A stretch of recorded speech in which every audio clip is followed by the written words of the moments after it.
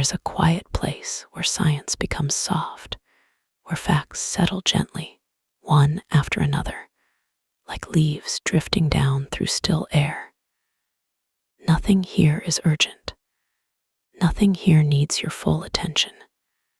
You can simply rest and let the words move through you slowly. This is a place for calm learning, for the kind of knowing that does not demand anything from you. You do not need to remember what you hear. You do not need to stay awake. You only need to be here, breathing slowly. While the world of science passes through you like a quiet stream, the ocean is very deep, deeper than most people imagine, deeper than mountains are tall, and it is full of things that move slowly, exist quietly, and simply are. You are welcome here. Take a slow breath.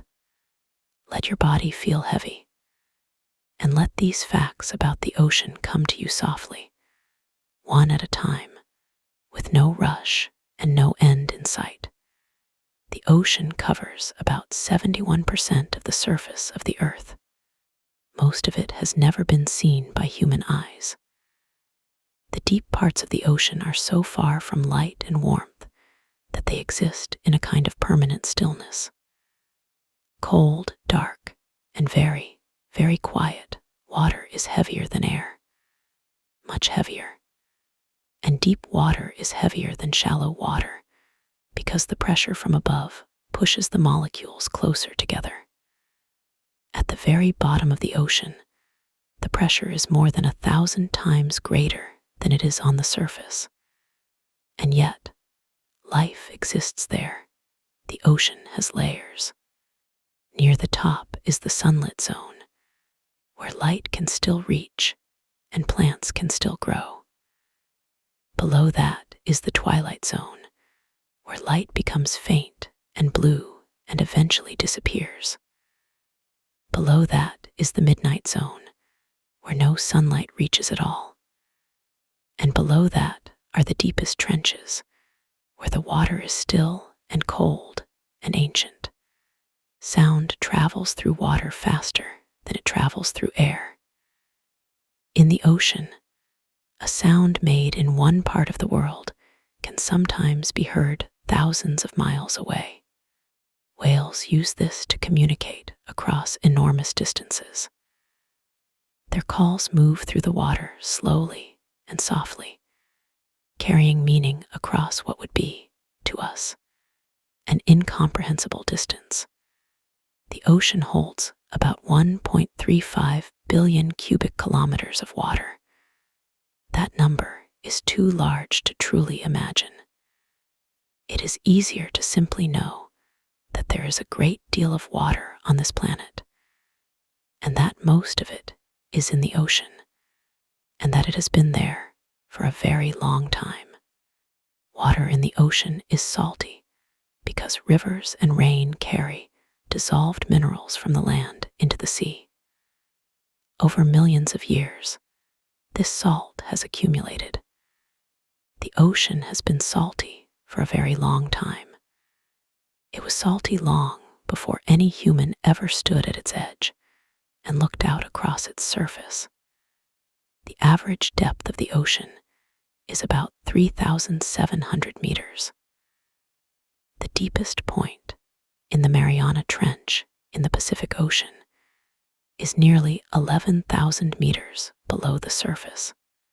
If you placed the tallest mountain on Earth at the bottom of that trench, its peak would still be more than 2 kilometers below the waterline. The ocean moves in large, slow circles called gyres. These are driven by winds and by the rotation of the Earth. They carry water slowly around entire ocean basins, taking years or even decades to complete a full circle.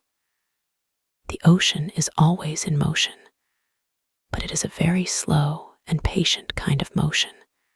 There are rivers inside the ocean.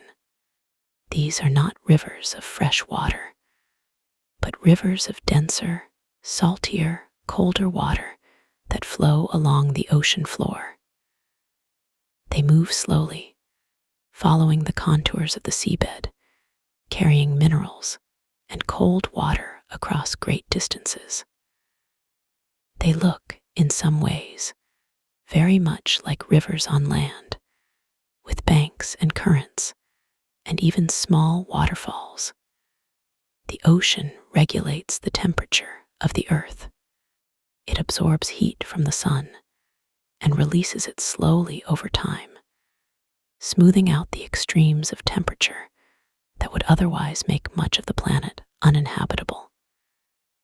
The ocean is, in a way, a very large and very slow thermostat. More than 90% of the living space on Earth exists in the ocean. The ocean is not just the surface. It is a three-dimensional space of enormous volume, and life exists throughout most of it, from the very surface to very near the deepest points. Phytoplankton are tiny, plant-like organisms that live near the surface of the ocean. They use sunlight to produce energy, and in the process, they produce a great deal of the oxygen in the Earth's atmosphere. These small, quiet organisms have been doing this for billions of years, drifting near the surface of the water, making the air breathable without any awareness of the enormous role they play. The color of the ocean changes with depth. Near the surface, where sunlight reaches, the water can appear blue or green or even turquoise. As you go deeper, the colors fade. Red light disappears first, then orange, then yellow, then green. By the time you reach the deep ocean, the only light, if there is any, is a faint blue, and then there is nothing. Only darkness. Many animals in the deep ocean produce their own light. This is called bioluminescence. It happens through a chemical reaction inside the body of the animal. The light is cold. It does not generate heat. It is used for communication, for attracting prey, and for navigation in a place where there is no other light at all. The ocean floor is not flat. It has mountains and valleys, ridges and plains, and canyons far larger than any on land. The mid-ocean ridges form the longest mountain range on Earth, stretching for more than 60,000 kilometers across the ocean floor. Most of this mountain range has never been seen. The ocean produces sound on its own. Not the crashing of waves, but deeper sounds. The movement of water, the shifting of sediment on the ocean floor, the slow groaning of tectonic plates beneath the seabed. These sounds are too low for human ears to hear, but they are there, constant and quiet, moving through the water in long, slow waves. Seawater contains almost every element found on Earth. Gold, silver, magnesium, calcium, and many others are dissolved in the ocean in very small amounts. The total amount of gold dissolved in the ocean is estimated to be about 20 million tons. It is spread so thinly through such an enormous volume of water that collecting it would require processing more water than could practically be imagined. The ocean breathes. Not in the way that animals breathe, but it exchanges gases with the atmosphere constantly. Carbon dioxide moves from the air into the water, and oxygen moves from the water into the air. This exchange happens at the surface, driven by wind and waves, and the movement of tiny organisms. It is a slow, continuous process that has been happening for as long as the ocean has existed.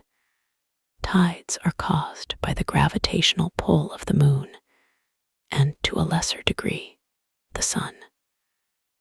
As the moon moves around the earth, its gravity pulls on the ocean, creating a slight bulge of water on the side of the earth closest to the moon and another bulge on the far side. As the earth rotates, different parts of the ocean pass through these bulges, causing the water level to rise and fall in a slow, rhythmic pattern. This has been happening for billions of years. The tidal range, which is the difference between high tide and low tide, varies greatly depending on location.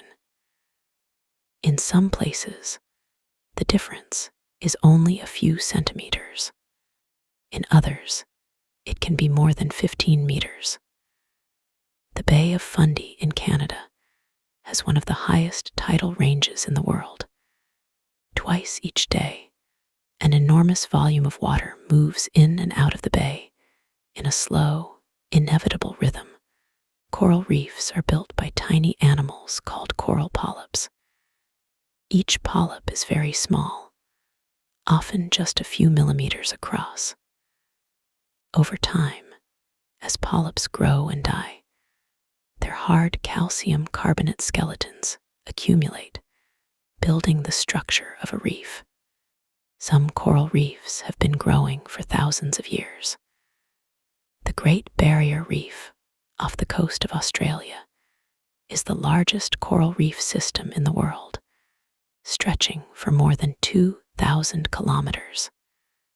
The deep ocean is one of the least explored places on Earth. Humans have visited the deepest point in the ocean only a handful of times. More people have walked on the surface of the moon than have reached the bottom of the Mariana Trench. The technology required to survive at those pressures is complex and expensive, and the darkness and cold make exploration difficult. Despite how little of the deep ocean has been explored, new species are discovered there regularly. Animals that have never been seen before, living in conditions that seem extreme by the standards of the surface world. Some of these animals have no eyes, because eyes are of no use in a place where there is no light. Some produce their own light. Some move very slowly, conserving energy in an environment where food is scarce. Marine snow is the name given to the slow, constant drift of organic particles from the upper ocean down to the deep ocean. It consists of dead plankton, fecal matter, and small pieces of organic material that sink very slowly through the water column. It is called marine snow because, when viewed through the water, these particles look something like snow falling through still air. It is a quiet, continuous process that carries nutrients from the surface to the depths. Hydrothermal vents are cracks in the ocean floor where geothermally heated water emerges. The water coming out of these vents can be extremely hot, sometimes several hundred degrees Celsius. Despite this, communities of organisms live around these vents, surviving not on sunlight, but on the chemical energy in the vent water. These ecosystems are entirely independent of sunlight. They were discovered in the late 1970s and changed the understanding of where life is possible. The ocean has a memory, not in any conscious sense, but in a physical one. Water masses that formed in the Arctic hundreds of years ago are still moving through the deep ocean today, carrying their original temperature and chemical signature. The deep ocean holds a record of past climates, encoded in the temperature and chemistry of ancient water masses that have not yet mixed with the rest of the ocean. Currents in the deep ocean move very slowly. Some deep ocean currents take more than 1,000 years to complete a single circuit of the global ocean. This slow circulation, sometimes called the global ocean conveyor belt, distributes heat and nutrients around the planet on timescales that dwarf any human lifetime. It is a very slow process, patient and vast, unaffected by anything that happens on the surface in any single human generation. The ocean absorbs about 1/4 of the carbon dioxide that humans release into the atmosphere each year. This happens through a combination of physical and biological processes. Phytoplankton near the surface take in carbon dioxide during photosynthesis. When they die, some of the carbon they contain sinks to the deep ocean, where it may remain for a very long time. This process is called the biological carbon pump, and it has been operating for hundreds of millions of years. Pressure in the ocean increases by about 1 atmosphere for every 10 meters of depth. At the surface, the pressure is 1 atmosphere. At 100 meters, it is 11 atmospheres. At the bottom of the Mariana Trench, the pressure is more than 1,000 atmospheres. Animals that live at great depths have bodies adapted to these pressures. They would not survive at the surface, just as surface animals cannot survive at great depth. Kelp forests grow in cold, shallow coastal waters. Kelp is a type of large brown algae that can grow very quickly, sometimes more than 30 centimeters in a single day. Kelp forests provide habitat for a large number of marine species. They are dense and quiet environments where sunlight filters down through the long fronds of kelp in shifting patterns of light and shadow. The saltiness of the ocean, measured as salinity, is not perfectly uniform. In areas where a great deal of fresh water enters the ocean, such as near the mouths of large rivers, the salinity is lower. In areas where evaporation is high and there is little rainfall, the salinity is higher. These differences in salinity drive some of the deep ocean currents. As saltier, denser water sinks beneath less salty water, waves are not water moving across the ocean. They are energy moving through water. When a wave passes, the water mostly moves in a small circle, returning to roughly where it started.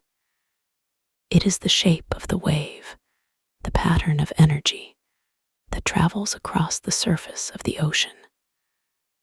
A wave can travel thousands of kilometers from where it was generated by a storm, carrying that energy across the water until it eventually breaks on a distant shore. The ocean is ancient. The water in the ocean today has been on Earth for billions of years. It has cycled through the atmosphere as rain, flowed through rivers, been frozen in ice caps, and returned to the sea over and over again for an almost incomprehensible length of time. Some of the water molecules in the ocean today may have once been part of a glacier, or a cloud, or a river that no longer exists. Icebergs form when large pieces of glaciers or ice sheets break off and fall into the ocean. This process is called calving. Most of an iceberg is below the surface of the water. Only about 10% of an iceberg is visible above the waterline. The rest drifts silently beneath the surface, cold and slow, gradually melting as it moves into warmer water. The ocean floor spreads slowly. At the mid-ocean ridges, molten rock from beneath the Earth's crust rises and solidifies, pushing the existing ocean floor slowly outward in both directions. This process, called seafloor spreading, moves at roughly the same speed that human fingernails grow. Over millions of years, this slow movement has shaped the arrangement of the continents and ocean basins. Sea ice forms when the surface of the ocean freezes.